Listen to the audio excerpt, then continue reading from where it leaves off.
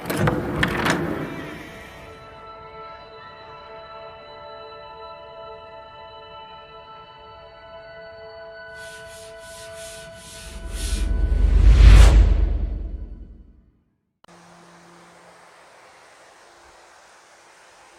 Everyone, once again very warm welcome in my video. आप सबका स्वागत है। जैसा कि आप लोग जानते हैं, I am Dhananjay from Dhananjay classes Aligarh. और मेरे रेगुलर व्यूअर्स जो लगातार मेरे वीडियोस को देख रहे हैं, मेरे चैनल से जुड़े हैं, उन्हें अच्छे से पता है आजकल मेरा डिस्कशन चल रहा है इलेक्ट्रोलाइसिस को लेकर, इलेक्ट्रोलाइटिक सेल को लेकर। उम्मीद है आप सब लोग अब अपनी स्टडी में मेरे इन वीडियोस के माध्यम से थोड़ा सुकून महसूस करने लगे होंगे। और यदि ऐसा है तो आइए आज फिर इस वीडियो के माध्यम से आपको एक नए आर्टिकल डिस्कस करता हूं।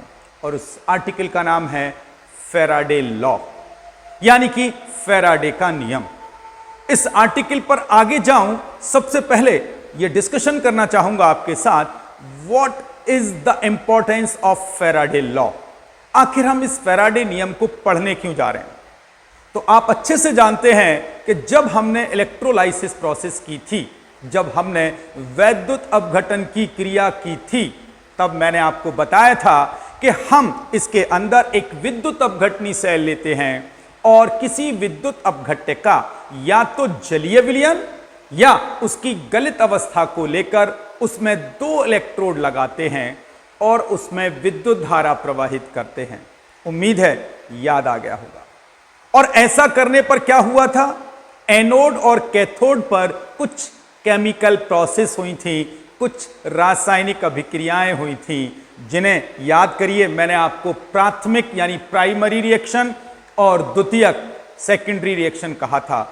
और यदि पहली बार मेरे इस वीडियो से जुड़े हैं तो मेरे वीडियो नंबर 23, 24 और 25 इन 3 वीडियोस को देखिए। मैंने वहां आपको इलेक्ट्रोलाइसिस प्रोसेस के अंदर, विद्युत अपघटन की क्रिया के अंदर प्राइमरी प्राथमिक सेल अभिक्रिया और सेकेंडरी यानी द्वितीयक सेल अभिक्रिया डिस्कस की थी।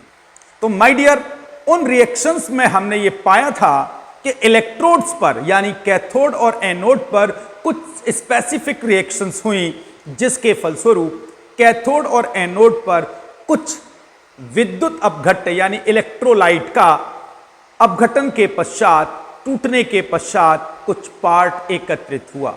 तो आज इस वीडियो के माध्यम से आपके साथ यही चर्चाएं होंगी कि जब हम एक विद्युत अपघटनी सेल में इलेक्ट्रोलाइसिस करते हैं, विद्युत अपघटन की क्रिया करते हैं, तो एनोड और कैथोड पर एकत्रित हुए पदार्थ की मात्रा कितनी होती है और ये किस पर निर्भर करती है।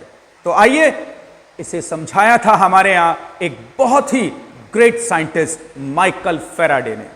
और माइकल फैराडे ने हमें बताया कि जब हम किसी भी विद्युत अपघटन की क्रिया में, किसी भी इलेक्ट्रोलाइसिस प्रोसेस में इलेक्ट्रोड्स में इलेक्ट्रिसिटी पास करते हैं, तो किसी पदार्थ, किसी इलेक्ट्रोड पर एकत्रित पदार्थ की मात्रा किस बात पर निर्भर करती है, इसके लिए उन्होंने 2 नियम दिए। एक the first law of Faraday और दूसरा the second law of Faraday. क्योंकि ये 2 नियम हैं, इसीलिए आपकी कन्वीनियंस के लिए इस आर्टिकल को अपने 2 वीडियो में मैं डिजाइन करूंगा, 2 वीडियो में इसे क्लियर करूंगा। आज इस वीडियो के माध्यम से we are going to discuss what is the first law of Faraday. Is that clear my dear? और नए जो भी एक और नया वीडियो बनाऊंगा आप लोगों के लिए, that will be for the second law of Faraday. तो उसके लिए आपको इंतजार करना पड़ेगा, लेकिन इस वीडियो के माध्यम से we will discuss what is the first law of Faraday. तो आइए मेरे साथ जल्दी से कंसेप्ट्स को समझते हैं। तो आज हम बात करने जा रहे हैं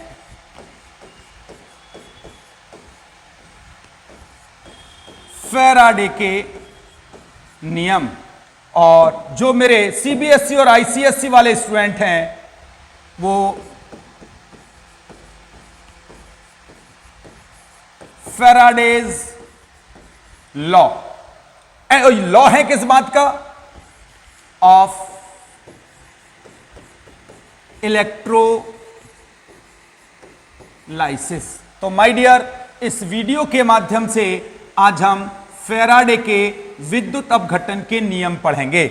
और जैसा कि मैंने अभी आपको बताया कि फैराडे ने अपने विद्युत अपघटन के नियम को 2 पार्ट में क्लासिफाइड किया था। First is known as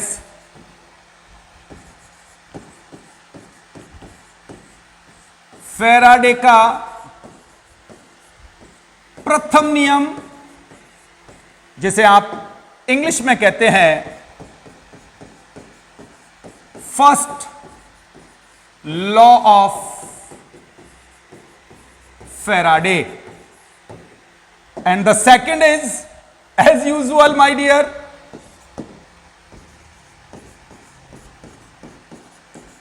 Faraday का द्वितीय नियम। यानी कि वापस जो मेरे इंग्लिश मीडियम वाले स्टूडेंट्स हैं वो इसे कहेंगे सेकंड लॉ ऑफ फैराडे। और जैसा कि मैंने इस वीडियो की शुरुआत में ही आपसे कहा कि आज हम इस वीडियो के माध्यम से केवल जो अध्ययन करने जा रहे हैं that is the first law of Faraday. आज हम इस वीडियो के माध्यम से आपसे डिस्कशन करेंगे फैराडे के प्रथम नियम की। तो चलिए जल्दी से हेडिंग डाल लेते हैं।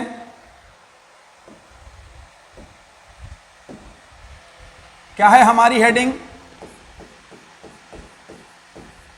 First law of Faraday. और अभी मैंने आपको बताया फैराडे ने जो नियम दिया वो किसको लेके दिया? The electrolysis of electrolytic solution. उन्होंने विद्युत अपघटन की क्रिया में किसी इलेक्ट्रोड पर एकत्रित हुए पदार्थ की मात्रा को गणना कैलकुलेट करना सिखाया। Means he designed how to estimate the quantity of solute और अ सब्सटेंस ऑन पॉजिटिव और negative electrodes. Is that clear? तो सबसे पहले एक डिजाइन करता हूं आपके लिए विद्युत अपघटनी सेल, जिससे आप मेरे साथ समझ सकें कि मेरा आज का विषय आपके लिए क्या है माय डियर। तो जो लोग रेगुलर मेरे साथ जुड़े हैं, रेगुलर मेरे व्यूअर्स हैं, वो जानते हैं इलेक्ट्रोलाइटिक सेल लिया जाता है एक, और इस इलेक्ट्रोलाइटिक सेल के अंदर हमने 2 इलेक्ट्रोड्स ऐड कर दिए हैं। 2 इलेक्ट्रोड्स लगा देते हैं, the first electrode and the second electrode. और इसको एज यूजुअल हमने कनेक्ट कर दिया है माय डियर, जैसा आप लोग अच्छे से जानते हैं, एक बैटरी से। बैटरी मींस एक सेल से जो इसको रेगुलर वे में पॉजिटिव और नेगेटिव चार्ज देगा। और अच्छे से आप जानते होंगे हमेशा सेल का, बैटरी का जो बिगर पोल होता है वो हमेशा पॉजिटिव पोल होता है, और जो स्मॉलर पोल होता है वो हमेशा नेगेटिव। यानी कि when we will pass electricity, तो इससे हमेशा हमें पॉजिटिव चार्ज आएगा, इससे हमें हमेशा नेगेटिव चार्ज आएगा। एंड यहां हमारे यहां भरा हुआ है किसी भी विद्युत अपघट्य का या तो जलीय विलयन या उसकी गलित अवस्था। यानी कि इलेक्ट्रोलाइट सॉल्यूशन इन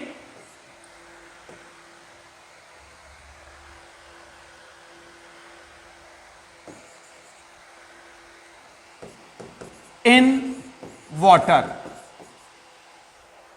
यानी कि उस विद्युत अपघट्य का जलीय विलयन, जिसे केमिस्ट्री के अंदर aqueous solution of that electrolyte भी कहा जाता है। वो भर दिया हमने। अब फैराडे ने हमें यह बताया कि जब इसके अंदर इलेक्ट्रोलाइटिक प्रोसेस होगी, जब इसमें विद्युत अपघटन की क्रिया होगी, तो दोनों इलेक्ट्रोड पर जो पदार्थ एकत्रित होंगे वो कितने कितने होंगे, इसका एस्टिमेशन करना सिखाया था फैराडे ने अपने 2 लॉ से। और फर्स्ट लॉ में उन्होंने क्या कहा, वो कहते हैं कि किसी विद्युत अपघटन की क्रिया में, मेरे वर्ड्स पर ध्यान दीजिएगा माय डियर्स, विद्युत अपघटन की क्रिया में किसी इलेक्ट्रोड पर मुक्त हुए अथवा एकत्रित हुए पदार्थ की मात्रा उसमें प्रवाहित संपूर्ण आवेश के समानुपाती होती है। अब आप कहेंगे सर एक बार और बोलिए, जरा एक बार और सुनिए मुझे अच्छे से। फैराडे का फर्स्ट लॉ कहता है कि किसी विद्युत अपघटन की क्रिया में किसी इलेक्ट्रोड पर मुक्त हुए अथवा एकत्रित हुए पदार्थ की मात्रा सदैव उसमें प्रवाहित संपूर्ण आवेश के समानुपाती होती है। यानी कि अब इसको लॉ के अनुसार समझें तो W is directly proportional to Q।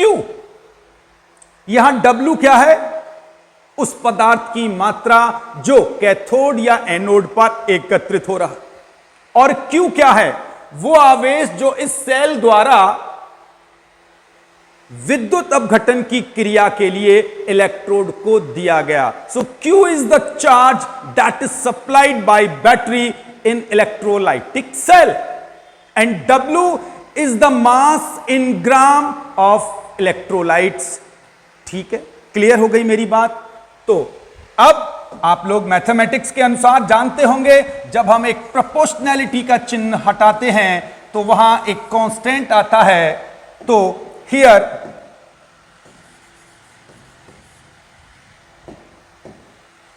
Z is a constant, यहां क्या है, एक नियतांक है, और इसको हम क्या कहते हैं,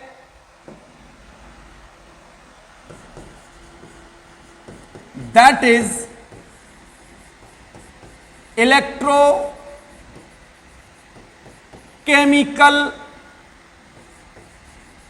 इक्विवेलेंट।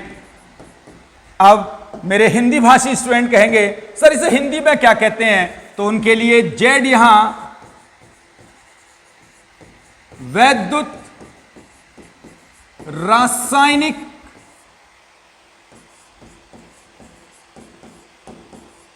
तुल्यांक कहलाता है, और मेरे इंग्लिश मीडियम वाले स्टूडेंट समझ सकते हैं that is known as electrochemical equivalent. So Z is a proportional constant जो समानुपाती नियतांक है। और अब इस डेरिवेशन को आगे ले चलता हूं आपके साथ। यदि आप अच्छे से जानते हो तो W, Z और Q बराबर होता है I इंटू T, और जो लोग नहीं समझ पाए वो समझेंगे Q इज इक्वल होता है I into T। Perhaps you know very well about this relation, being the physics student आप अच्छे से जानते हैं Q is the symbol of charge and I is for ampere and T is for time. Is that clear my dear? तो यहां Q आवेश है, I विद्युत धारा है और T समय है। अब आप कहेंगे सर थोड़ा सा इसको क्लियर कर दीजिए एक एक को, तो आइए। यहां Q का मतलब है आवेश, और इसे हिंदी में कहते हैं और इंग्लिश में कहते हैं हम चार्ज। यहां I का मतलब है एम्पियर, इसे शॉर्ट में हमारे यहां AMP भी कहा जाता है। जानते हैं क्यों कहा जाता है इसे AMP? एक्चुअली माय डियर, जिस साइंटिस्ट ने इस वर्ड को, इस सिंबल को इन्वेंट किया था, खोजा था, एक्सप्लेन किया था, that was Andre Marie Ampere. तो mister Ampere was the name of scientist who explained the word I, और उन्हीं को सम्मान देने के लिए हम यहां एम्पियर कहते हैं। आंद्रे मिर एम्पियर उनका असली नाम था। क्लियर है माय डियर? इसलिए हम यहां आई लेते हैं, and I is the unit of, SI unit of विद्युत धारा और electricity. Is that clear? And T, what is T? T is for time, and in this concept, in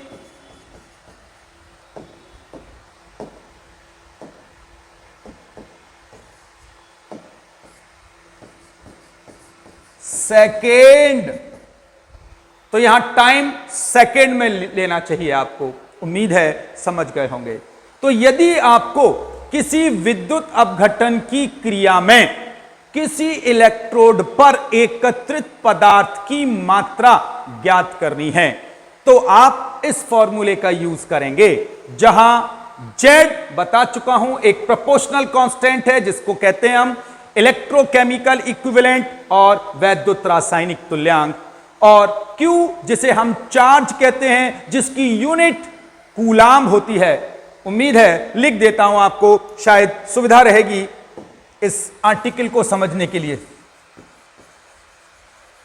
coulomb, और हिंदी भाषी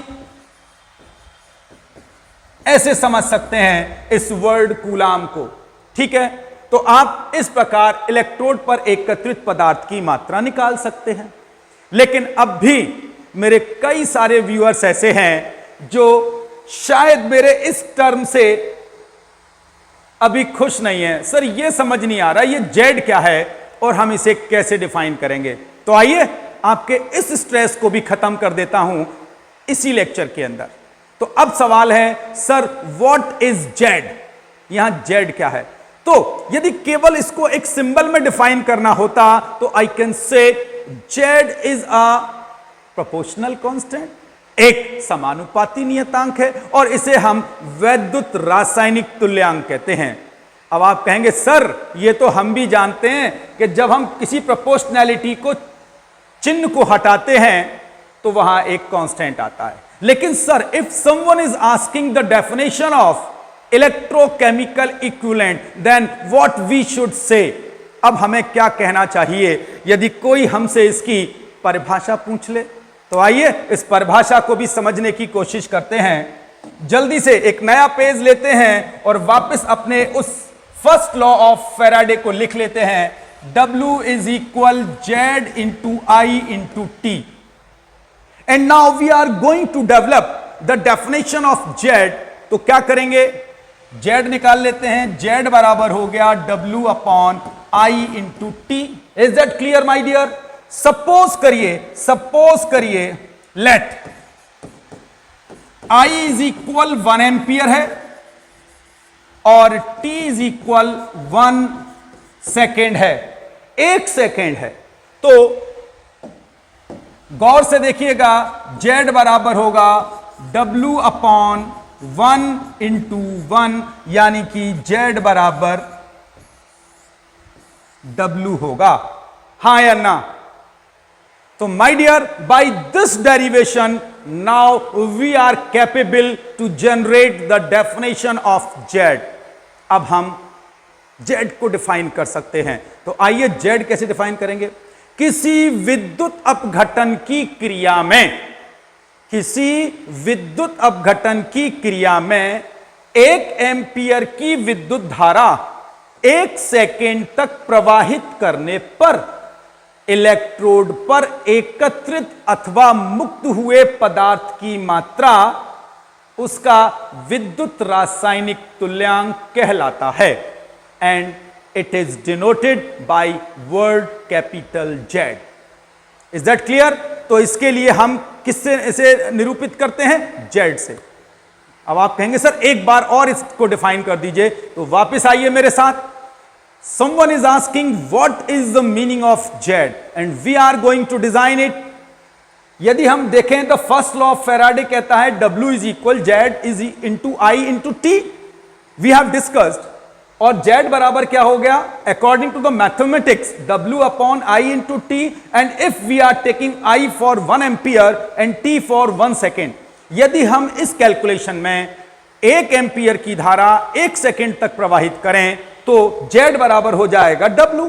तो यहीं से वापस जनरेट करने की कोशिश करेंगे इस डेफिनेशन को कि किसी विद्युत अपघटन की क्रिया में 1 एम्पियर की विद्युत धारा 1 सेकंड तक प्रवाहित की जाए तो इलेक्ट्रोड पर मुक्त हुए अथवा एकत्रित हुए पदार्थ की मात्रा उसका विद्युत रासायनिक तुल्यांक कहती है। इसे सदैव Z से प्रदर्शित करते हैं, यानी कि Z बराबर हो गया W। कब? जब ये दोनों एक एक है।